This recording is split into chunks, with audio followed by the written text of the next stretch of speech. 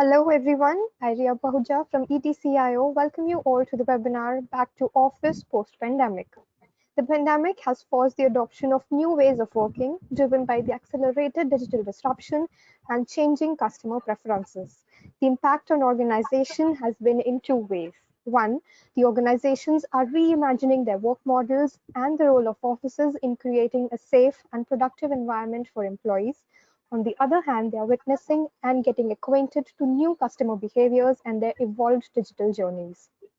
Today in this webinar, Tata Communications will uncover a well-planned return to offices to reinvent the BCPs and create a better and collaborative experience for both employees and customer. For this very topical discussion, we have with us Rajarshi Purkayastha, Head Pre-Sales India, Tata Communications. A very warm welcome, sir. Thank you, Ria. How are you doing? I'm all good. I'm hoping you're good and you can hear me okay? Yes, I can hear you. Before we go on to the discussion, I would like to remind all my attendees that they can drop in their queries and questions in the box provided. We will address all the questions in the end in our Q&A round. Without any further delay, sir, over to you. Thank you, Ria. Today's discussion is going to be interesting, and without further ado, I'm going to start. Let me start with a good afternoon to all of you. I'm hoping everyone is doing well. For those of you who have gone back to office, your office space is safe, and those of you who are still working from home, I'm hoping that everything is well at home. My name is Raj, short for Rajarshi Purkayastha, and I'm head of pre-sales for Tata Communications for India, Mecca, and SAARC region. Now, my role is to understand customers' business problems, market forces, and convert those problems or opportunities that customers have, which the market forces present to them, in the form of a solution which can keep them ahead of the curve. In the same breath, I was, of course, involved in building solutions for the COVID situation as it presented itself. And in the past, I've talked about work from home solutions on what we are doing for our customers and how they're benefiting from the work from home solutions. Today's discussion is in a different format. It's basically the next stage of COVID response, where we're going to focus on how to go back to office safely and be on the same productive level, maybe which you were, or more, when pre-COVID era, if I may call it that. And therefore, today's session will be interesting not only for the IT and telecom leaders, but it will also be interesting for the HR leaders, office managers, and so on and so forth. So I'm looking forward to having a good discussion on the next few slides, and I'm hoping that you'll be interested to know how we can take this forward in a journey that can actually help you go back to office safely. So, as I said, last 3 months was something that we talked about work from home. We talked about how you can work safely in a secure manner with productive performance from home. But now the whole shift is happening in terms of how can you go back to office. If you look at multiple reports which are coming from either ILO or Deloitte or Forbes, they're all focusing on how employers can guide employees going back to office in a manner which will be safe and secure. Now, when I say safe, it's not the digital safety that we are talking about out here. It's more of health and physical safety that we are talking about here.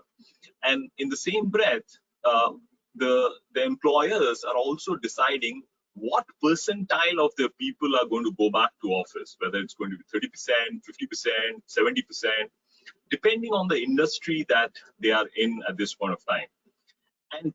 And that's an interesting thing which actually emerges here, right? Because if you look at it, what we are saying out here is that not everybody is going to go back to office and not everybody is going to stay at home, which means that the entire ecosystem as it was there for the employers in the pre-COVID era will be very different, because now there are two sets of employees, one sitting in office, one sitting at home, and they have to have a similar experience with similar set of if I may call, tools and other things which can help them work and be at the same productive level. So that actually is leading to four main things which is emerging for the employers at this point of time. So I'm going to touch upon all those four. So if you look at it, the four things which are the evolving needs of enterprises today, and they are in four different areas, which is a combination of both physical as well as digital. And therefore I said that this session is going to be interesting for the HR leader and also for office managers. The first thing is contactless workspace. Now contactless workspace out here means that when you're walking in, you don't have to touch anything. So how do you do that? We're going to touch upon that.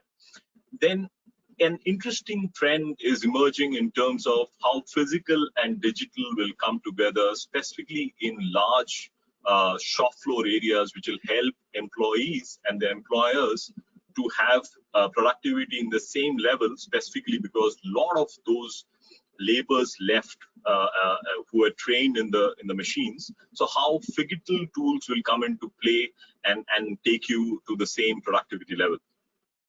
Collaboration is of course playing a very important role at this point of time. We are collaborating on a platform as you see today, and this is something that's going to help going forward also. And last but not the least, while these three things are talking about a specific player or a specific point in the entire value chain, we have to also look at how the entire value chain can be digitized so that you can actually take it to the next level. At this point, it's important to actually look at different personas who will come and play an important role in ensuring that your operations, the way you approach your customers, the way you do your daily day in a life for an employee remains the same. So for example, if you look at a manufacturing organization, for the shop floor, the day in a life will be very different from what it was earlier. For work from home, of course, you're doing work from home at this point of time, and I'm sure you understand that your day in a life is very different from what it was earlier. And of course, as you put yourself as a customer or you think about your customers, the journey with the customers will be very different. Earlier there were a lot of physical touches which were there. Now, how do you ensure the same kind of responses back to the customers without really physically touching them is something that's very interesting. With this, I'm going to first touch on the first poll question. So, Ria, if you can help us with the first poll question, please. Sure, sir. We are launching the poll. For this poll question, we ask our attendees, when are you planning to open your workplace for your employees? The options are: we are already open, within 3 months, 3 to 6 months, or undecided.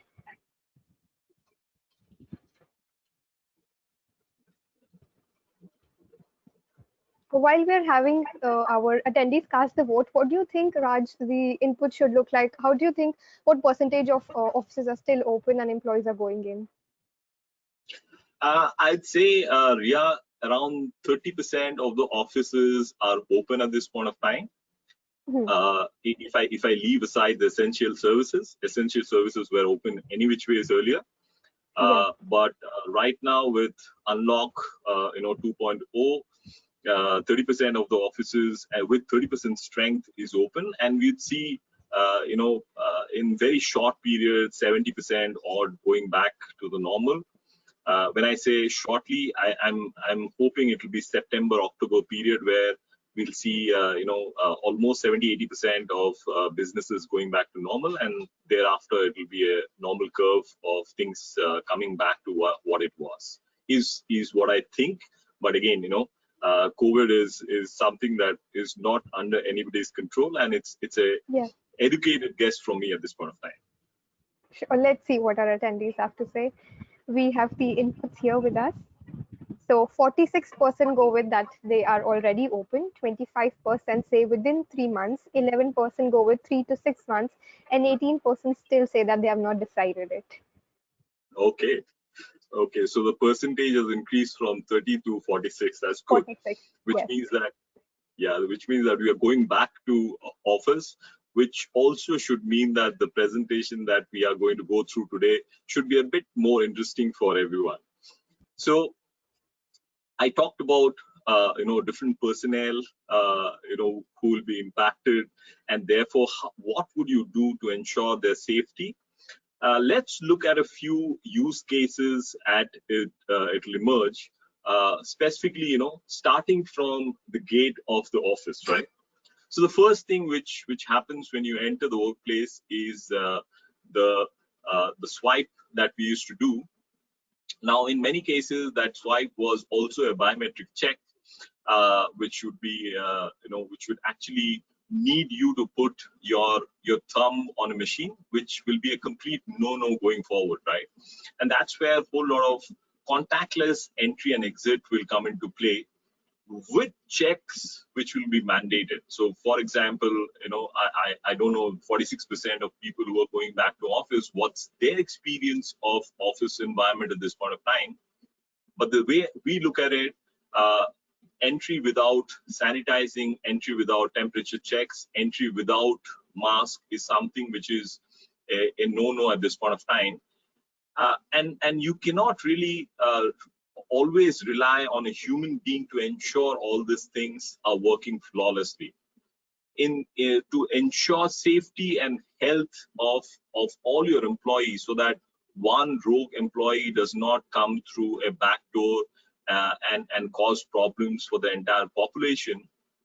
This needs to be enforced with a combination of digital and physical, and that's where IoT is going to play a huge role, with whole lot of apps which will come into picture.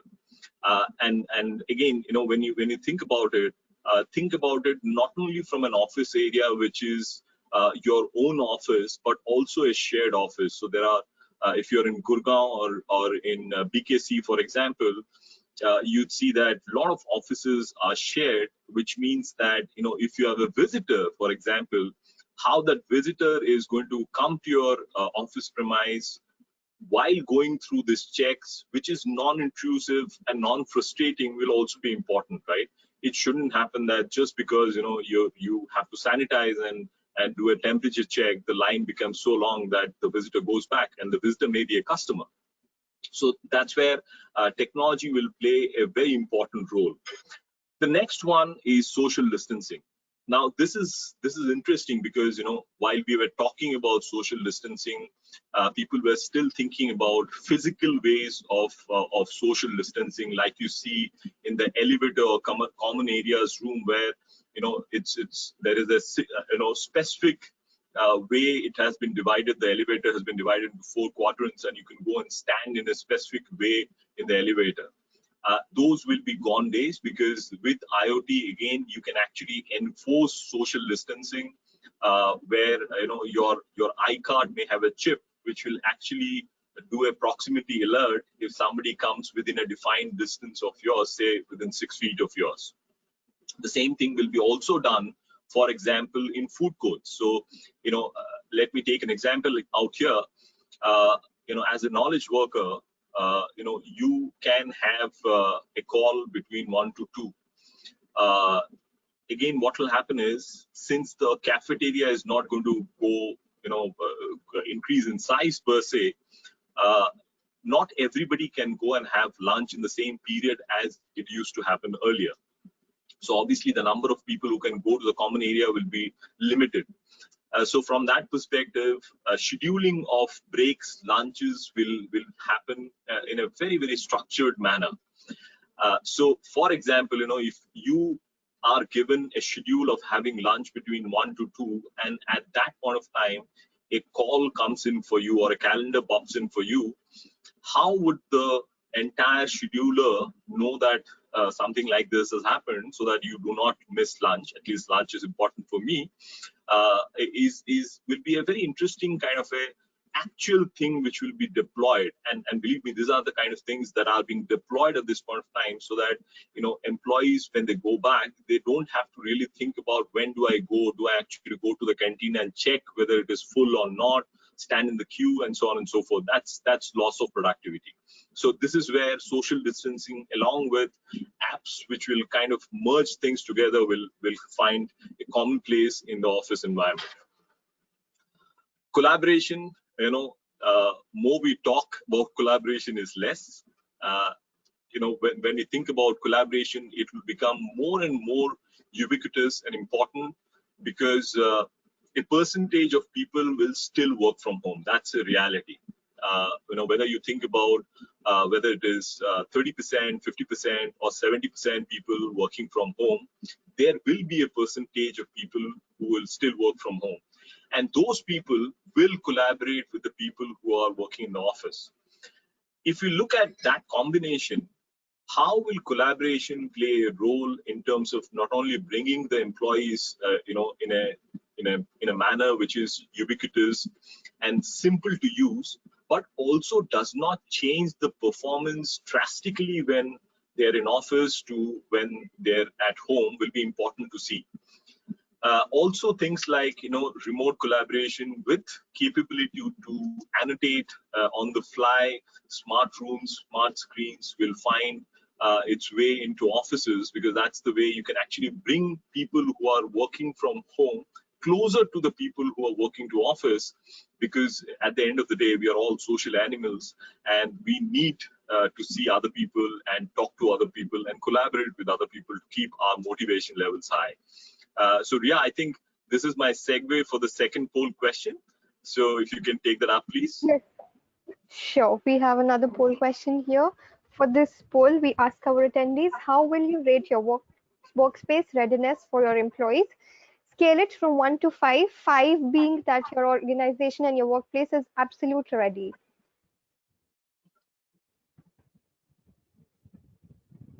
Whoever is giving 5, please let me know. I'd like to go and visit that office. It'll be interesting for me to see, how that office space is. I guess everyone would like to know that.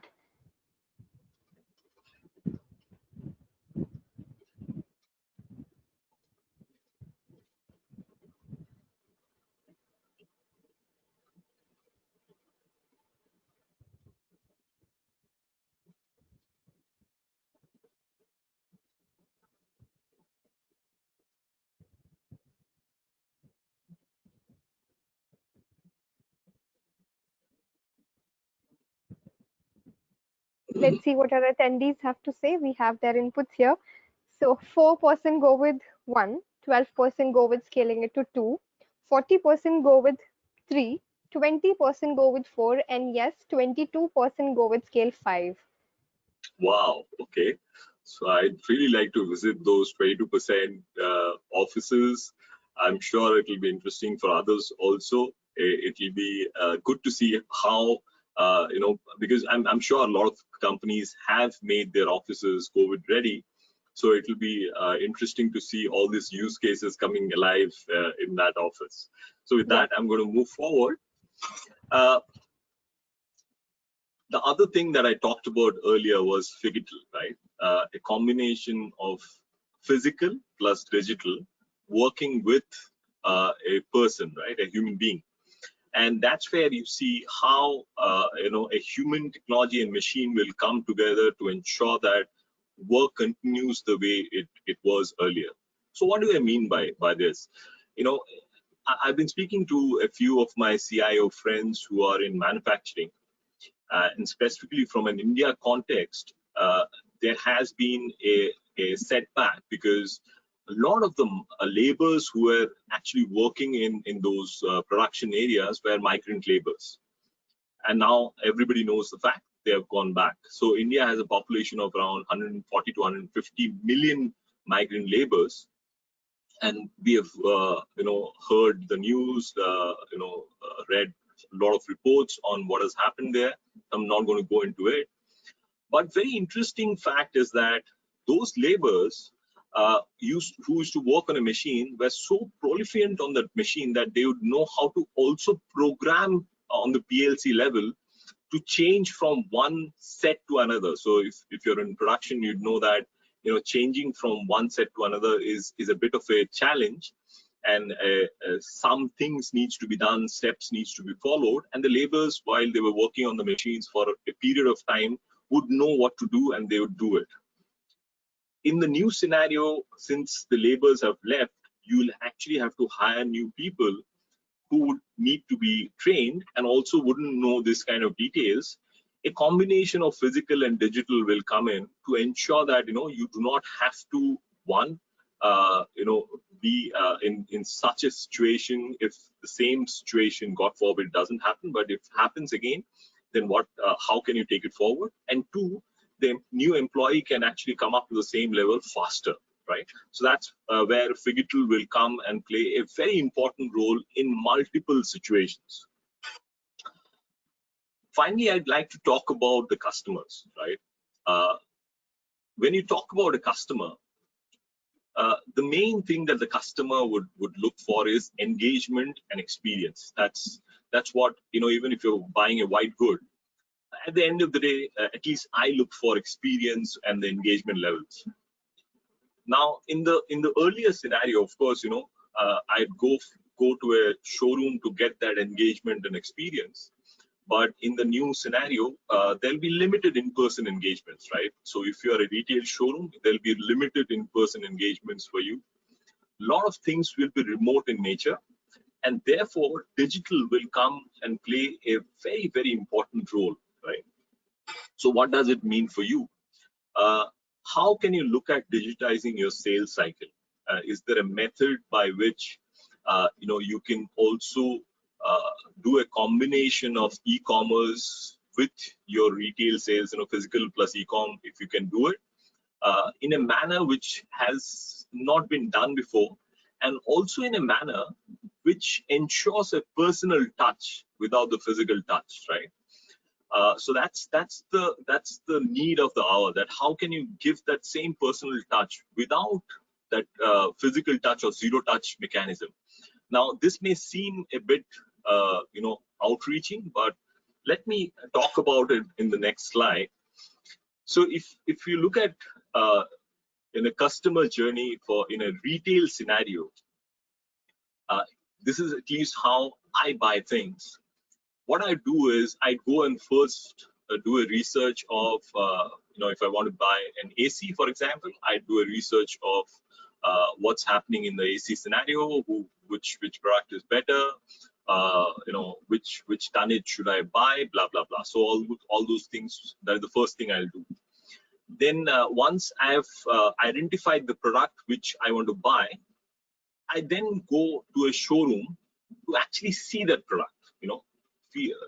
As an Indian, I'd like to see that product, in front of me, even if I don't understand by looking at it at all. And most of the product which is kept in a showroom is also a dummy, but I'd still like to see the product. I'd like to ask 20 questions to the salesperson. And then once I'm satisfied, I'll book the product. It will come to my home. It will get installed. Now, this is not what is going to happen going forward. Obviously, people have been doing a lot of e-commerce buying at this point of time. Does that mean that retail is dead? Actually, no. If you look at this value chain which we have depicted here, again from a very high level perspective, you'd see that the first step is where the customer does the search. Second step is where he identifies what to buy.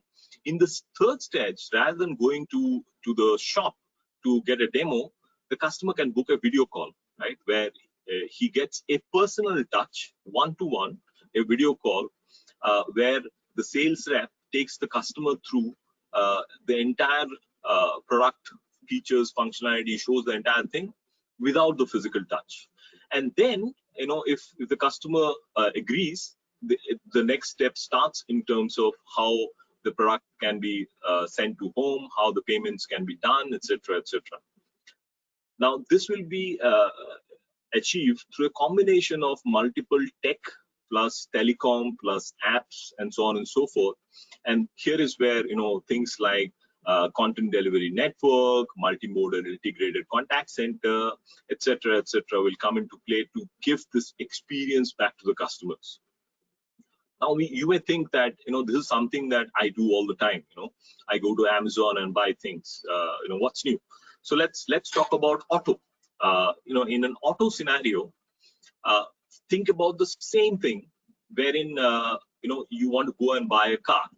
Now, in an auto scenario, one of the other things that you need to understand is that while in a white good, even in the AC, maybe once in a year you get it serviced, or twice in a year you get it serviced. But for a car, sorry, you'll keep the car for a period of time, and the life cycle management of the car is also the OEM's responsibility. And that's where starting from how the customer looks at the car to when he books the demo ride, then books the car, and then buys and does the life cycle management in terms of servicing and repair. The entire life cycle needs to be thought about, and how digital can play a role needs to be thought about. Now, if you think that I'm talking about something which is in the books, actually both the things that you saw here is something that we are delivering for a retail major and an auto major, where we're kind of reimagining their sales cycle from a digital perspective, and then delivering this back to them. So if you also have use cases either in similar lines or also in different areas, please let us know. We'll be more than happy to talk to you. These are only two things that I showed for the paucity of time. There are a whole lot of other use cases that we have built in multiple different areas, which is actually helping customers to reach out to their end customers in a very, very meaningful manner. Now, I talked about customer journey. It's also important for us to look at the entire digital sales cycle, or the entire value chain of an industry, and how that digital that value chain can be converted into digital. So, just as an example, let's look at manufacturing, right? And when you think about manufacturing from an employee perspective is complex, right? Because the number of employees in a typical manufacturing unit is immense. They're connected not only for their own value chain into different suppliers, but also to retailers and to the customers in a chain manner. And therefore, for them, when you think about the entire value chain, it's a bit complex. So let's look at their value chain per se. It starts from product R&D and design, where a bunch of engineers, unlike me, would be thinking about how to develop new products, how to do new things, etc., would be working day and night on that.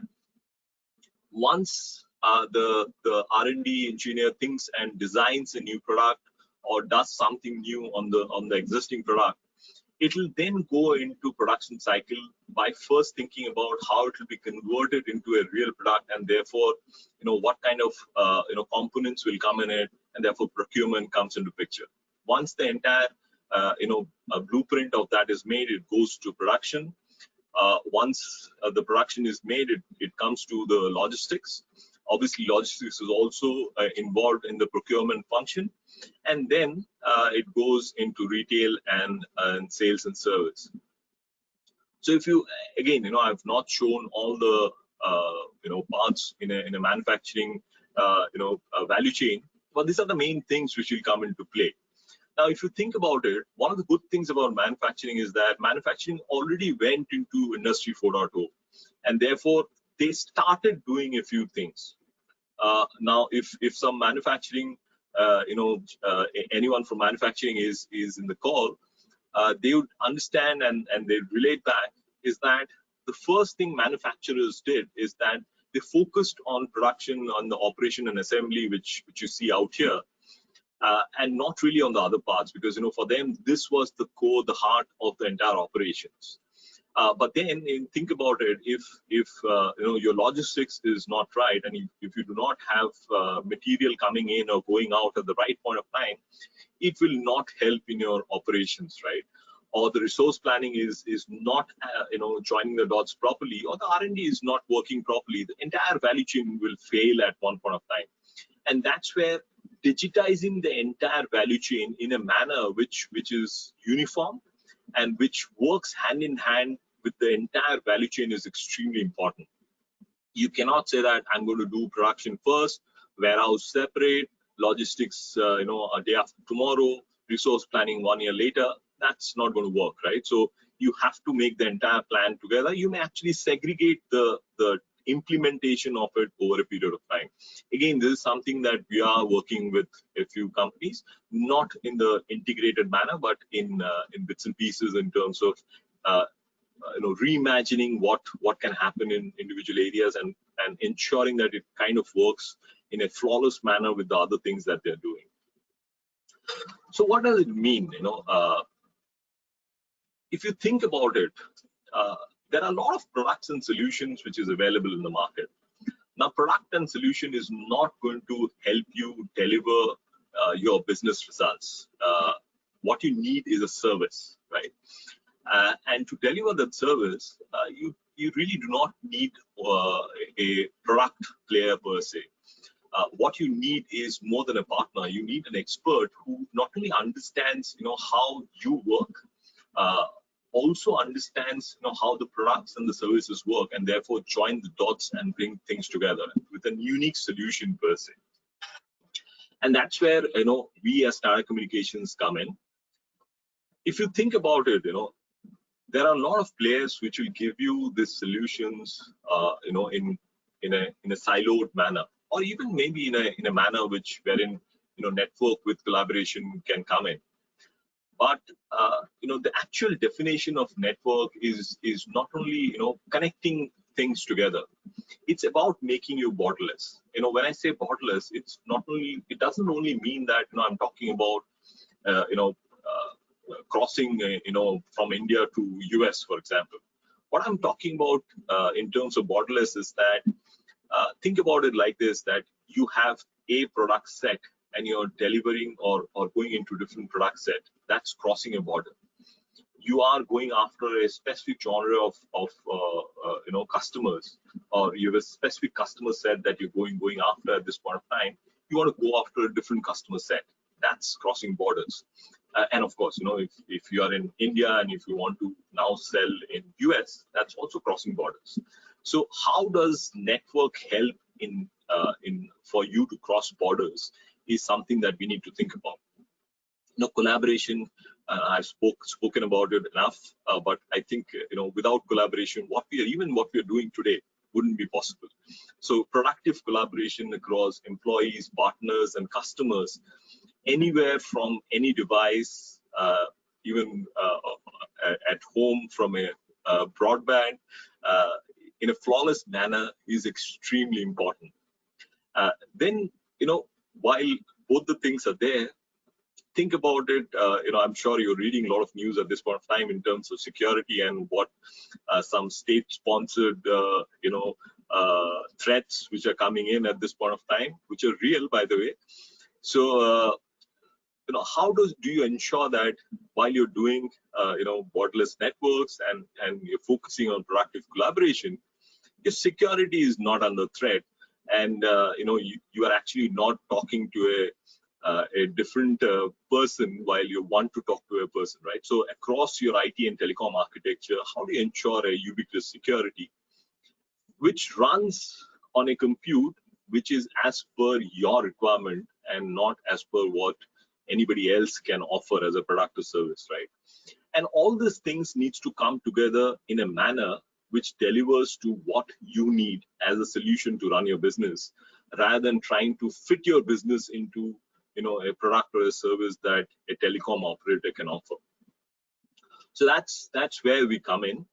At least I am very proud in saying that we have customers who are happy not only because we offer them solutions which meet their business results, but also we have happy customers because we deliver to what we say, and that also kind of is proven by the fact that we have one of the highest NPS in the telecom industry, and by far, if you look at NPS scores, a score of 70 plus is something in the telecom industry which is unheard of. If you look at other players in the market, they'll be far lower, and that's because not only we are focusing on delivering a service which meets the business requirement, but also kind of delighting them by giving them the service that they kind of want to run their business.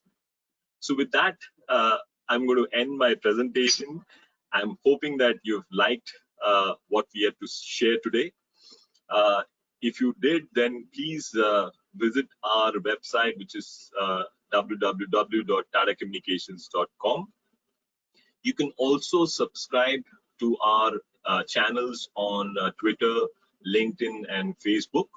There are a lot of other webinars that we have done earlier, and also this webinar will be there as a stream, which you will be able to see later. And from here on, I'm hoping that in the next webinar, when we speak about the next thing what we can do for you in terms of the COVID response, or actually tackling how you can do better in the scenario and get ahead of the curve, you'll be also here to listen from us. With that, thank you, and I'm going to give it back to you, Ria.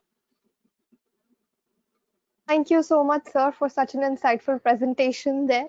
We all are waiting to go back to offices, I am sure, but in that case, our offices need to be ready to accommodate us back there. Before we move on to the Q&A round here, we have some polls which were left, so we are going ahead with that. Can we have the poll question, please?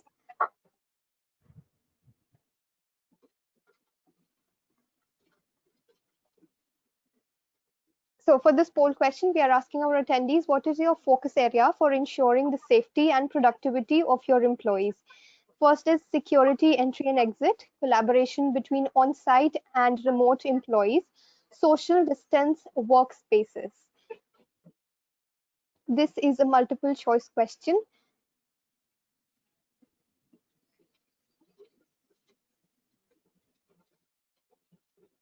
While Raj, all of these options seem to, be the focus area, what do you think the input would look like, and what do you think is the main point to have? Well, I would say social distancing will be something that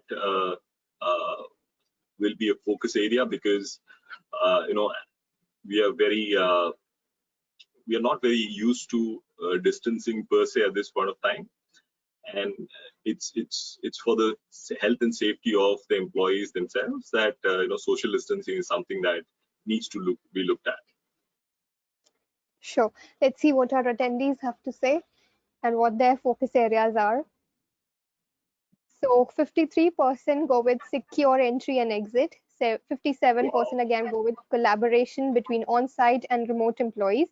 74% go with social distances or workspaces. Okay.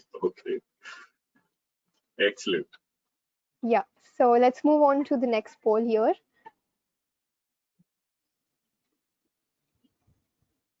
So how will you rate your engagement readiness with your customers? Scale 1 to 5, 5 being the highest.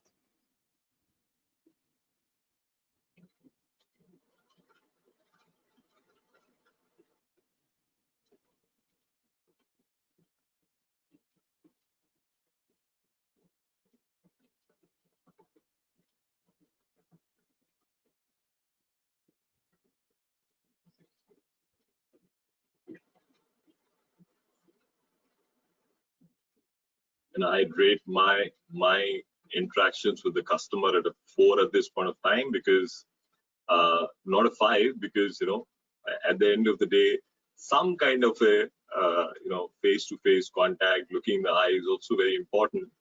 Yes, so while absolutely. I've been doing a lot of webinars, a lot of video calls per se with my customers, but I'd really like to go back and look somebody in the eye to close the deal. Yes, absolutely.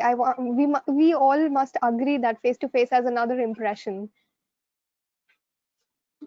So we have our inputs here. 3% go with 1, 6% go with scaling 2, 36% go with on scaling 3, 35% scale 4, and 19% scale 5. Wow. Okay.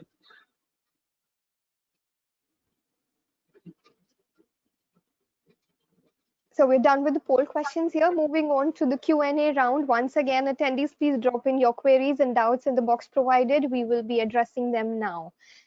So coming on to the very first question, Raj, that we're having here is, you know, with all of us working from home, with lockdown being there, there's a lot of purchase going on from homes rather than going out to showrooms.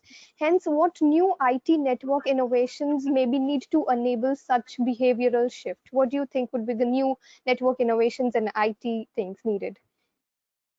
Okay. So no, I'll answer this question as a customer Sure. rather than as an IT person first. So as a customer, I always had the option of always going to an e-commerce site and buying things. But a few things I really do not want to buy online because I'd still like to kind of go and get that personal touch. The assurance from somebody and not a digital channel and a website telling me in a very impersonal manner that as per 15% votes, this is better than something else. I don't want that, right? What I want is somebody telling me personally that here is my assurance that this is a better product and this is what I think about it, and so on and so forth, right? And that's where a smart salesperson is something that I always like to talk to, and I'm talking about my sales experience or my buying experience per se. And I'd say that the same would be kind of true for at least 90% of the people that I know. Maybe 10% is okay only doing e-commerce, right? Now for that 90% of the people, since the personal touch is important, therefore a combination of how you can identify what the customer is searching for, if you're a retail chain, to then giving some suggestions to that same customer by going and taking the data from the aggregation sites, to actually calling the customer for a video chat, and then either calling the customer for into your showroom at a prescribed time on appointment, or doing a sale on the digital perspective will be an interesting sales cycle that you can think about. And that's what I said, this is exactly what we are doing for a retail chain. And I can tell you that it's kind of finding a lot of relevance in the space that they've done a very controlled intro, and it's finding very much a very good response per se at this point of time. Sure, sir. The next question here is, internet infrastructure is not uniform across remote employees and the end customers. And this is a challenge for the organizations. Are there any solutions available that can handle this? Oh, yes. So that's a very good question. And I actually addressed that in the last discussion that we had on work from home. See, internet, when you say internet is not good, actually, internet is not good because the provider that you have bought the internet from does not have the requisite routes to reach the application or the servers on which the applications you have. That can be solved on a very costly manner by taking business internet connection at home, which is an overkill as per me. On the other hand, there are solutions which is application vans that you can do. For example, I have a solution at home at this point of time, which is a homegrown solution from Tata Communications, which we call as Net Foundry, which can improve the broadband speed by 5 to 10 times. In fact, on VSAT, for people who are in very remote locations, we have improved the performance by 29 times. We have reports to prove that, and I can actually show it to you on my laptop at any opportune time if you want a demo, also for your applications, which will actually improve the productivity of employees, to a level where they will think that they are at office. This is not going to work for YouTube. This is only for business applications, but I'm sure, for the person who has asked me this question, this is for the business applications only. And I can assure you, sir, that, with NetFoundry, your productivity level will be as high as it was in office. Sure, sir. The next question is about security. One of our attendees says security in general is a major concern in this environment, in the pandemic. So what are the key network challenges that organizations need to be aware of and they need to be prepared of for in the present and in the future? And if you can also throw some color on the offerings on those lines from Tata Communications. Sure. Okay. I'll come to Tata Communications of the last. Let me touch on security because it's an area which is ever evolving, right? And as I touched upon some time back, security is something that it is also being taken up by states at this point of time. There are state-sponsored attacks which also happen on nations at the moment. Security has become a business per se, and there are professionals who work on this business who do a coordinated attack on specific corporates for ransoms, and that's where the ransomware attacks come in, which I'm sure you've heard and you've read reports about.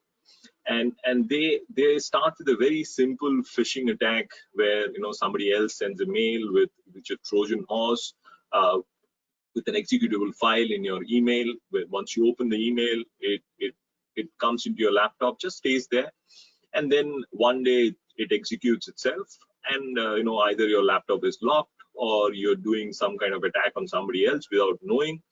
And those are the things that actually is very visible.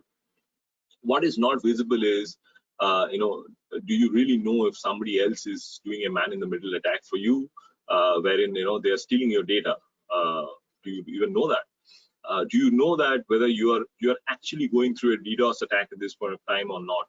If you've heard about it, a very large hyperscaler had an immense DDoS attack some time back, which they reported on.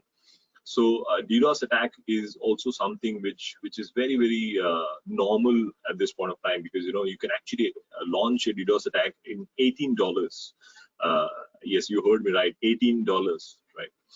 So security therefore today is changing gears in a very, very fast manner, because it is no longer security of yesteryears where the attack used to come from somebody, an amateur. Today professionals are doing the attacks, right? Nations and states are doing attacks, and they are coordinated attacks, which is difficult to stop if you do not have the right kind of architecture. In fact, yesterday only, I was having a webinar and somebody asked me, is there a way of doing security without spending much? And I gave him an honest answer that there are three things that you should not spend less money on, or you should not go after cheap things. Those three things, at least as per me, is surgery, submarine, and security. If you go in a cheap submarine, if you take a cheap surgery, if you take a cheap security, you may actually call for doom. Don't do that, is my suggestion. Sure, sir. In the next question we have here is, as a multi-tenant building manager, how do we ensure the visitors check in the management without intruding too much? Is there some technical solution there that we can deploy or leverage? Yes. There are multiple visitor management apps which have emerged, which were actually there earlier also, but they are finding more prominence at this point of time. I'm not going to name those apps, but then you can find them. But what will be more interesting is that how those apps become integrated with the BMS, the building management system, which is then integrated into the the dispenser for the sanitizer, or the monitor, the video monitor, which says whether the visitor is having a mask on, or the temperature check, which actually monitors the temperature. So if you think about it, in times to come, even today, there are buildings who are launching, who are actually using this in a manner which is a bit segregated, but they are kind of bringing this together.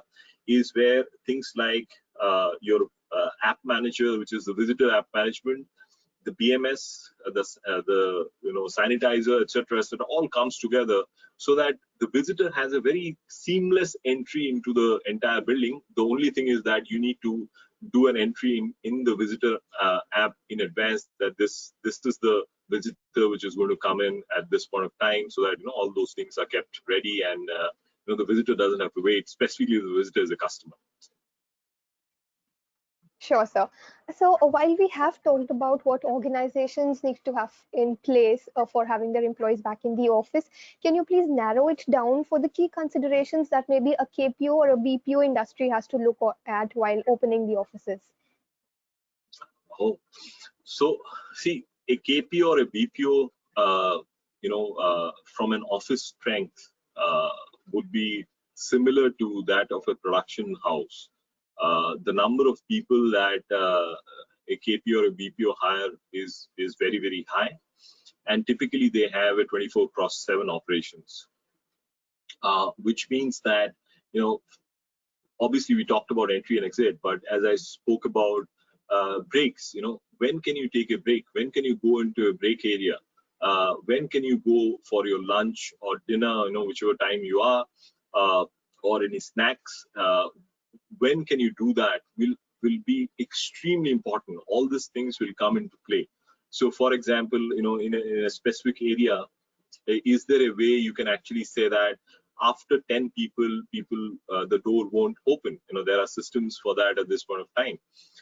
Then, as I spoke about, from a scheduling perspective, if you get a call, then the scheduler will understand that you're busy by looking at your presence, and then say that, okay, since you're on a call at this point of time, your break time, your lunch time, your dinner time is shifted by half an hour, so that you don't miss it.